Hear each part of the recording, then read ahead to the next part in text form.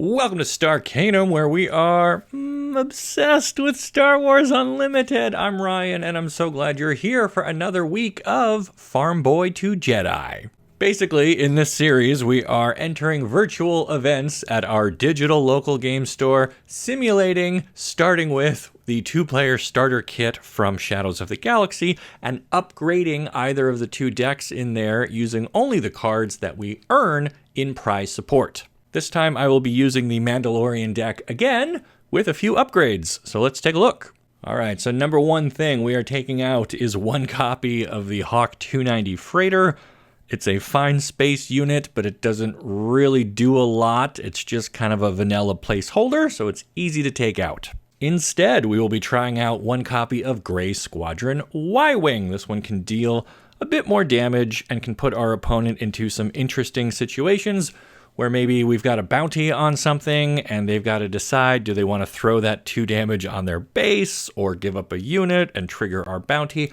I think this will lead to some more interesting play patterns and ultimately perform a little bit better than the Hawk, but I'm curious to see. Next, we are taking out one of the Village Protectors. They are a Sentinel that comes in with a shield, but they have pretty low stats, and they're not a Mandalorian, so they don't work with a lot of the other cards in our deck. Taking its place will be a Mandalorian Warrior. This will bring our deck up to 2 copies of this guy, and I think it just works better overall with what we're trying to do. It puts an experience on another Mandalorian, and thus the more of those we have in the deck, the more likely we are to have a target for it. It just also has better stats to begin with, and I think it just kind of fits with what we're trying to do. Then I took out the one copy of Fennec that we had in here. She's the most expensive unit in the deck, and I think it's a fine card. I like the ambush ability and the attack trigger there where she gets to deal an extra damage to the defender for each different cost among cards in our discard pile, but she was expensive. She's not a Mandalorian. She doesn't really work with what we're trying to do. And I'd rather just get to 6 resources and then start playing everything that we draw. And that's why in her place is going to be Zori Bliss, who costs a lot less, but still has really good stats.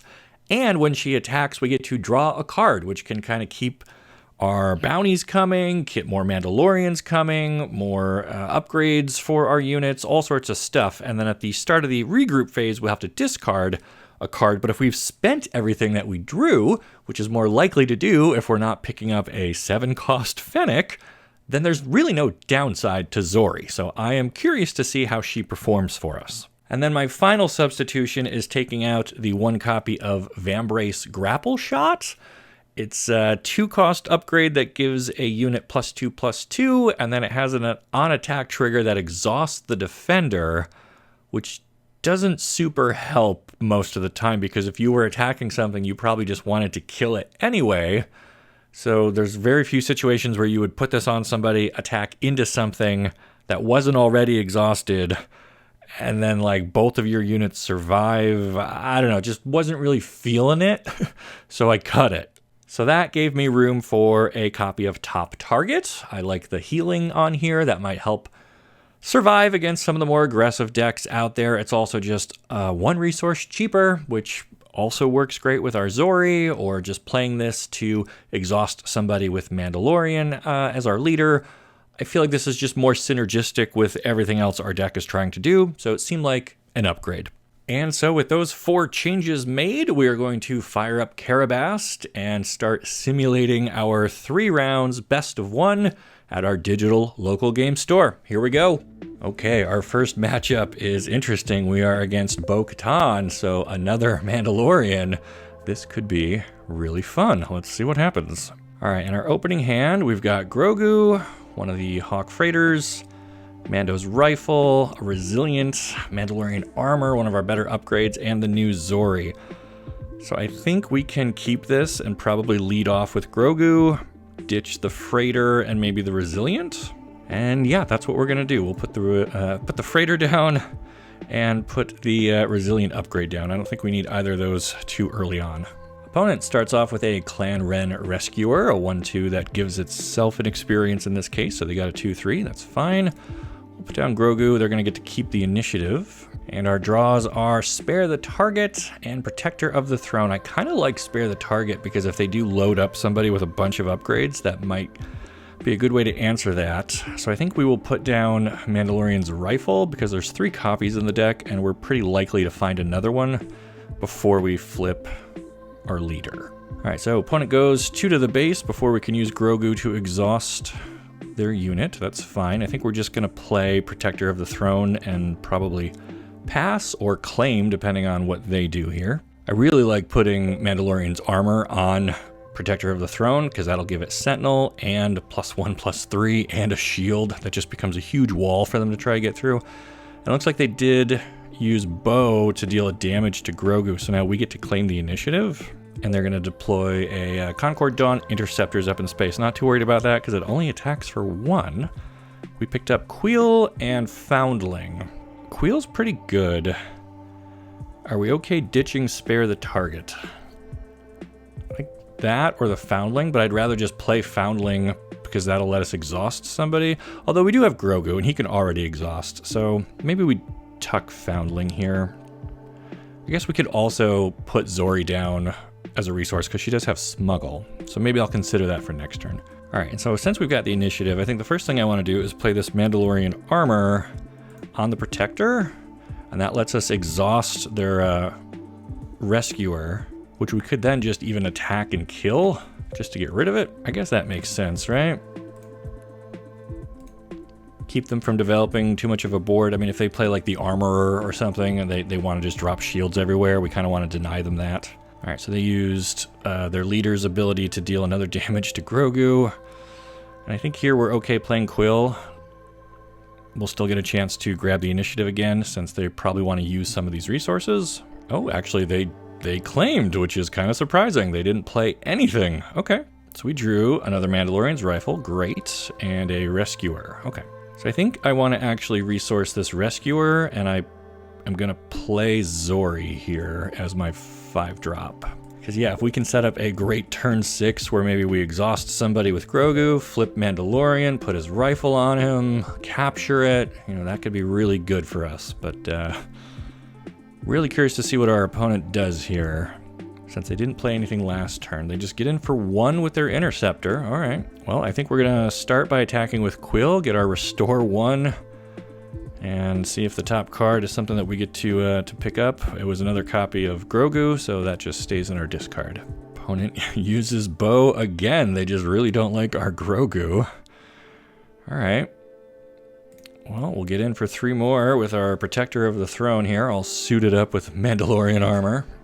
Ah, good thing we did that because they played Disabling Fang Fighter and stripped our armor. Okay, well, we're just gonna play Zori here. I mean, 5 cost 4/7, that feels pretty good.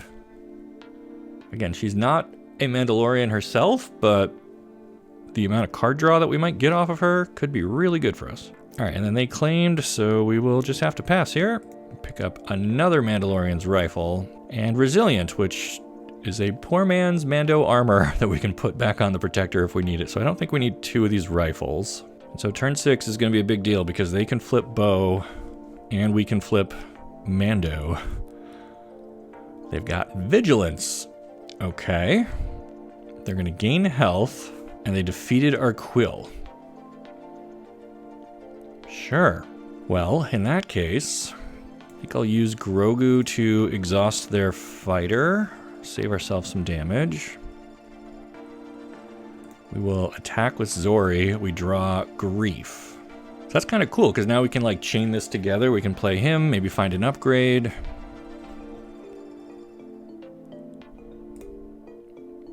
And we find Snapshot Reflexes and Top Target. Both of these are pretty good. Like I would love to put Top Target on like Bo when she flips. But Snapshot would also let us like upgrade Mando and attack with him in the same turn, which is pretty good. We're gonna take Top Target here just in case we start losing the damage race. I think neither of us is in a rush to flip our leader. And so remember, we are gonna have to discard something at the end of the turn, but my plan is to Flip Mando, put his rifle on him, maybe put Resilient on this Protector, and probably discard Spare the Target. Or do we just put Resilient down now and turn this into a 4-7? Or a 2-7 with Sentinel? Unfortunately, we can't exhaust Bow because on this side, it's kind of squished. But Mando says we can only exhaust an enemy unit with 4 or less remaining HP, and Bow still has full 7. I mean, so far this is going pretty well for us, but... Alright, so they attack with Bow. She gets to deal her attack trigger, dealt damage to Grogu. And then she gets to do an additional 1 damage because she attacked with another Mandalorian earlier this phase. She used the Interceptors, so she threw 1 damage on Grief. Okay, so I think we will deploy Mando. They have no resources left, so we will play his rifle, and we will capture their Fang Fighter, so we don't have to worry about that anymore. And then do we just knock out Bow or go for 7 to the face? I kind of like hitting their base for 7, and then 2 more, and then pass. And now we've got to discard something, and I think we can get rid of Spare the Target here. We pick up a Cargo Juggernaut and Wanted. Excellent draws, and we don't need to resource either of them because we know we don't have any 7s in the deck, so we can just sit right here, and we have our choice between exhausting stuff with the upgrades and Mando, or if we need to deploy another beater and gain some health. We don't have any blue units though, so this actually doesn't gain us anything, but it might still be worth playing. Opponent does have a pretty full grip of cards, and I think the only thing I'm really worried about here is like Darksaber on Bow. That would make her pretty tough. Also, when we attack with Zori, we get to draw another card, so we're in pretty good shape here. Threatening to do a ton of damage with Mando. And yeah, we're not going to resource anything, but they've got the initiative, so what do they do first? Even if they like throw Darksaber on Bow, they've got to get past the Protector of the Throne first, so we could still crack in for like 7 more with Mando. Okay, opponent started off by attacking Bow into our Sentinel, so now we could just use Zori to knock out Bow here. Could also make Bow a top target, which then lets us tap down their Interceptors. I think I like doing that. And so we could still attack with Zori, draw another card, still threaten to deal a huge bite of damage on their base with Mando. So opponent needs to come up with a pretty big play here. And they've got 7 resources to do it with, and 5 cards in hand, so... Okay, looks like opponent has another copy of Vigilance. Healed for 5. And they gave a shield to Bow. Interesting. So it's actually not terrible because that just costs like all of their resources. So we can just send Grief in to crack that shield. And now we're still like threatening to deal a ton of damage, knock out their leader, which will gain us health back. I think we'll do that. We pick up Razor Crest, which is great. We'll have Mando go to the base for 7. I think we even play Razor Crest here. We can pick up Mandalorian armor. I think we want to keep Wanted because we want to be able to exhaust whatever they play. So yeah, I don't think we super need this Cargo Juggernaut now that we have no damage on our base. And we've got the restored, or the Razor Crest up here ready to restore us. And once again, we don't need to resource anything because our curve is capped at 6. Gotta say, I'm liking this deck quite a bit better than the Moff Gideon one. We're definitely firing on all cylinders here. We're getting to deal damage, we're capturing stuff, we got some cool upgrades. I'm pretty happy with this. This should be a good week for the Farm Boy to Jedi journey. Our opponent taking an awful long time trying to decide which of their cards they're gonna lead off with here. Ooh, they actually have Wrecker. Okay, so what's our play here? Snapshot Reflexes and exhaust their Interceptor, or just the armor? I think the armor actually is fine. And that gives us 10 health and a shield, so if they do have another trick like Wrecker up their sleeve, we won't be losing Mando. They played their own Mandalorian armor on Wrecker. Okay, sure. Trying to keep pace with our Mando. Well, let's just go right to the base, put them at 23. Unfortunately, the Interceptors have Sentinel, but we could Snapshot reflexes on Razor Crest, take that out. Our ship survives. And we still have enough resources to play this Village Protector, which seems great because now their Wrecker has to deal with that and can't tangle with our Mando leader. All right, so our draws were the Armorer and a Y-Wing. And we're still holding Wanted, which will let us tap down somebody, assuming they have 6 or less HP.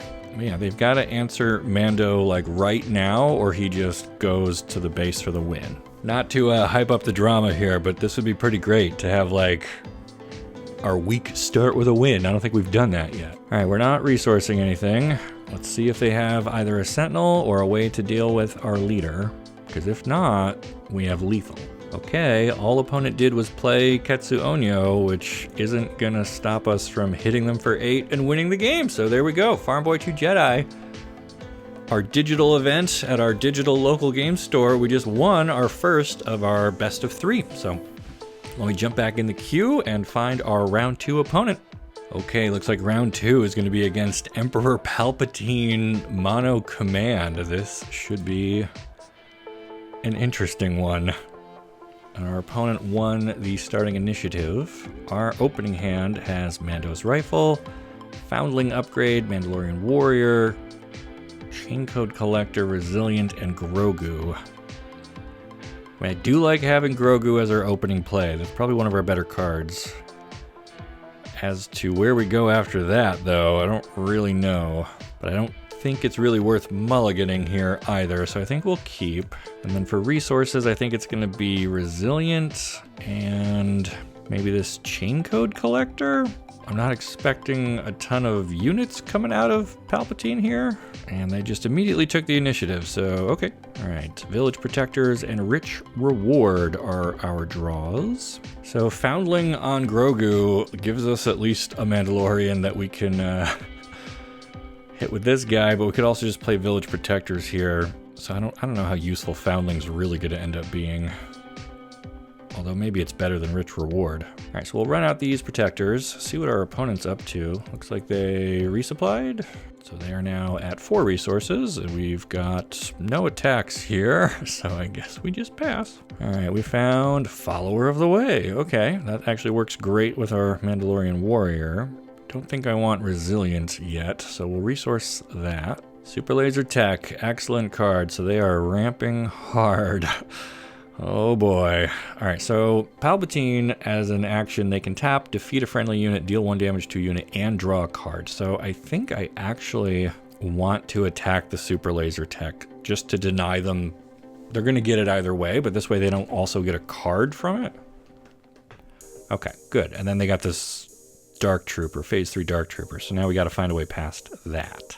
We still don't have a Mandalorian unit in play for the Warrior to buff, but we could play Follower of the Way and then put a Rich Reward on this Trooper. Man, opponent already has 6 resources. This is kind of insane. All right, what do we resource here? Spare the Target might be pretty important. Surprise Strike, maybe a little less so. I mean, this is like our out against a Star Destroyer or something, just to buy ourselves a turn, maybe. All right, they use Command. Put Experience on the Dark Trooper, and then they resource it. Okay. So that's actually interesting, because now if we spare the target, we get the bounty off of this, which is the Rich Reward, which buffs up our Follower and our Protector. That actually might be worth doing. I mean, I guess they could just replay it, but now we get to kill it with our Follower of the Way. They're out of resources, so we get to now hit their base and then pass. All right, we've got Quill, could be important for card draw, a Rescuer, the Rifle, or the Warrior. Guess we don't really need this Rescuer here. But now we are at the point where we could flip Mando. They traitorous our Village Protectors. Sure. So if I played Mando,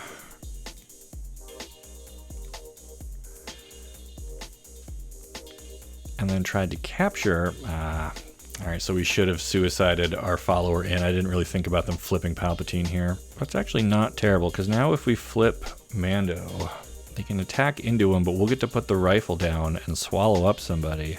They play the guard. Okay, so we'll attach the rifle, And do we capture our own village protectors, or do we capture their guard? I guess their guard? And then we get to exhaust follower. Okay. All right, and they attacked with Palpatine.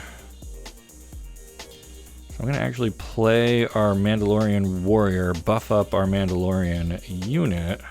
Now, unfortunately, I can't go to the base or even Palpatine because they have our village protectors over there, but like, whatever. And now they've got initiative, so they're just going to crack in and knock out Mando and get their guard back. Oh, this is going to be an ugly turn.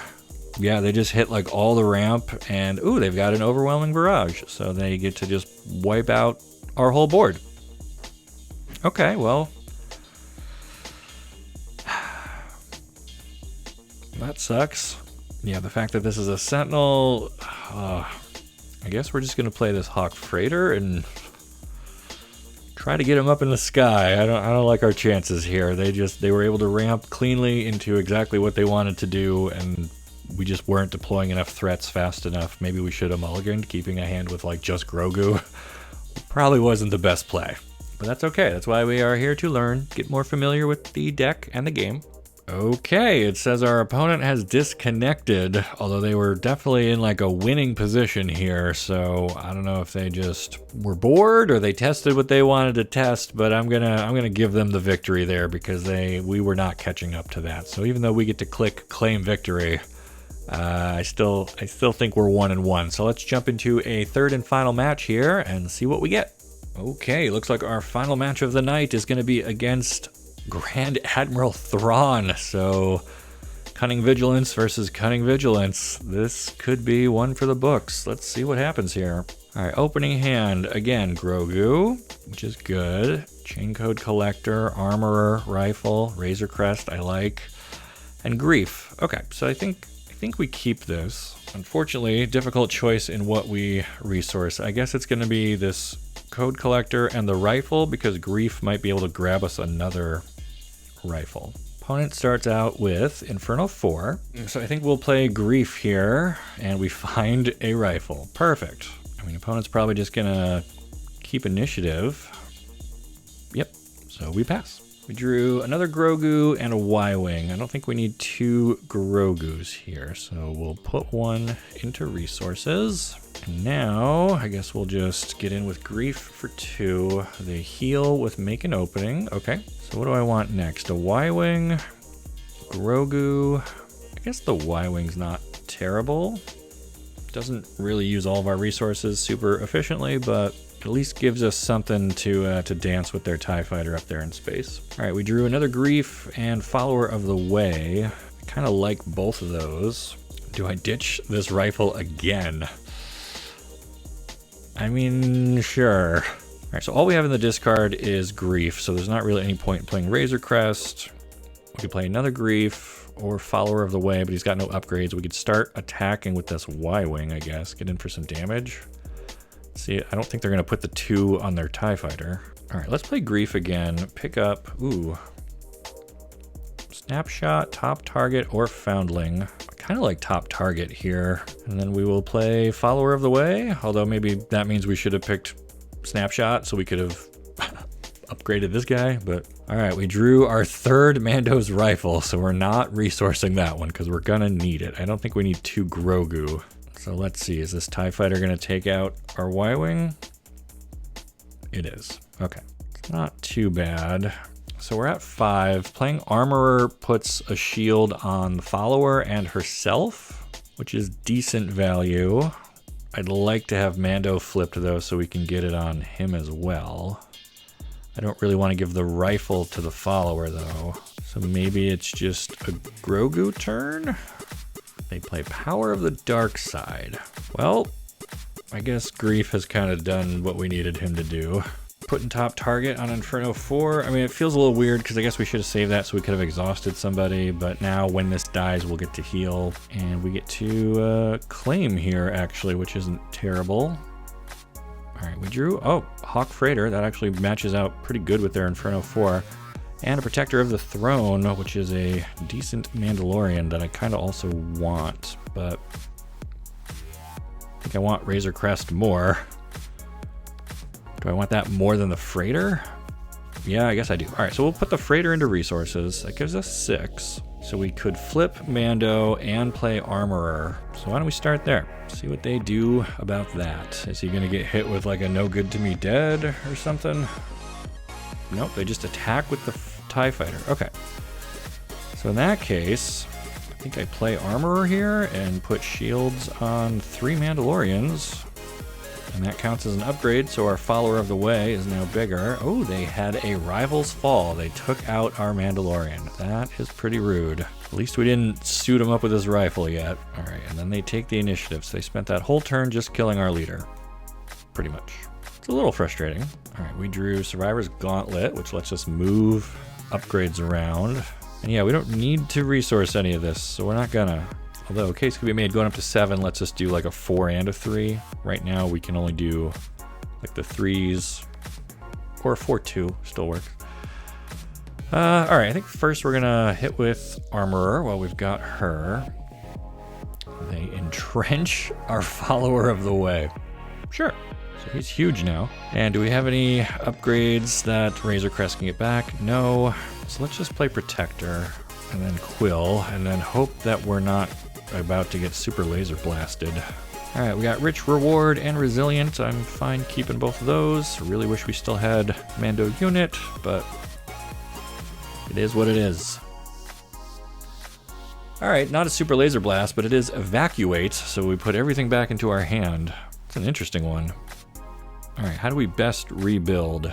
Kind of like just putting the Survivor's Gauntlet down because it's like our biggest thing. And they've got Inferno 4 again. Sure, let's give that a rich reward. And then they flip Thrawn. So we'll just claim, take 3. We draw another rich reward and Foundling. Yeah, I don't think I need like Foundling here. And we do have enough cards in hand that we might want to start playing more than one thing at a time. So unfortunately, if we attack into this TIE fighter now, we don't really have good targets for the experience. So let's do Protector of the Throne, and they play Avenger. Ouch. Yeah, I don't know if we can beat that. I guess we are sacrificing Protector. 4 resources left. Grogu? Maybe we can just keep Avenger from ever unexhausting?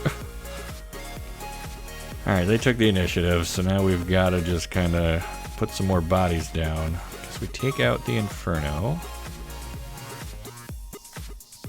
And we'll give the experience to Inferno 4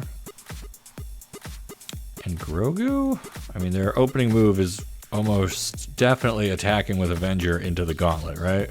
Yeah, I mean, the rifle, not super great if we don't have Mando himself. Avenger attacks. Survivor's Gauntlet was chosen as the attack target, so it's gonna die anyway, but it will do 5 damage back. So do we sack this little follower of the way? I guess so. All right, let's use Grogu to exhaust their leader. Sure. And they have triple Dark Raid. Fantastic. All they find with it, though, is Inferno 4? Okay. So we have 8 resources left. Let's go Quill. Let's go Razor Crest. Bringing back, I don't know, top target, because we might need to heal here. And I don't think putting Resilient down really helps because Razor Crest still gets one-shotted. So where do we put top target? I guess on Inferno 4. And I don't see much point in using that rich reward. Oh, I kind of forgot. So Triple Dark Raid, they didn't get to keep that Inferno 4, right? They had to return it to their hand, so the bounty we put on it just falls off. It wasn't even like defeated, so that was actually a... okay, all right. Well, Surprise Strike might be helpful here if we can punch up and kill this Avenger. I don't think Rich Reward's really getting it done here. Opponent has initiative, so they are, yep, attacking, but they're going to the base. That's really interesting. So I guess we give up Quill, and we could Surprise Strike Razor's Crest attack into this Avenger and be rid of it, although sure they have more in hand. But hey, at least we got to restore 2. All right, Thrawn goes to the base, sure. We have 7 left. Let's play another Razor Crest, pick up another top target. I mean, I guess we're not dead. Okay, well, maybe we are. AT-AT Suppressor. We'll play the Clan Rescuer, and then they just entrench our Razor Crest. Oh my gosh. All right, well, yeah, I don't think we're gonna survive here much longer. Opponent managed to once again have a bigger top end than our Mandos, and we didn't get aggressive enough. They were able to knock out our leader before we could start capturing things. Although we drew a Sentinel, so that might actually help, although they've got the initiative, so first thing they're doing is attacking, I'm sure. Yep, 8 to the base. Well, Grogu will exhaust their leader, and now they have Chimera, which actually we could attack into. Pop the shield. Let's see. Armorer. Give shields to everybody. Yeah, I mean, attacking into Chimera just breaks the shield on it, so that doesn't even really help. We get to restore. We just traded shield for shield. And we can put 1 more point of damage on their base, and then they untap and get to kill us with whatever they want. All right, so Thrawn got there in a battle of wits. I guess he outsmarted our very brave and tough Mandalorian, but we got outsmarted here. So yeah, I don't have the named card. So Chimera got to kill us. All right, so once again we are 1-3. That's still good enough for 2 prizes. Let's jump over to the pack generator and see what we win this week. Okay, we are using Force Table here. This is their sealed pool generator. We're just going to look at the first 2 packs. Again, remember, we get a pack per win, plus 1 bonus pack each week, just to kind of make up for the fact that we can't trade, we can't get promos. So again, this still kind of simulates how my local game store does it, where you get a pack per win, but we're also just giving ourselves 1 more. So did we get anything good here? We've got Han Solo as a leader, so we haven't had him yet. Outflank, I don't think we really need. Smuggler's Aid doesn't help. Liberated Slaves doesn't really do anything for us. Pillage isn't in our colors. Another copy of Rich Reward, I mean, maybe. Slaver's Freighter down here under the camera. Covert Strength, so this is kind of an interesting one. It's an event that heals 2 damage from a unit and gives an experience to it, and it's smuggleable. I don't know if this really fits in our deck. I mean, we kind of want just upgrades and Mandalorians. We don't want the grapple shot as an upgrade, though. I don't think that's going to be really good for us. I mean, we just took 1 out. Another top target. Sonara San is a dark side, a villainous unit, so doesn't really help us. Tech doesn't do a lot, and a foil, Protector of the Throne. So this whole pack doesn't really have anything to help the Mando deck, or really even the Gideon deck, I don't think. So let's see if the next one's any better.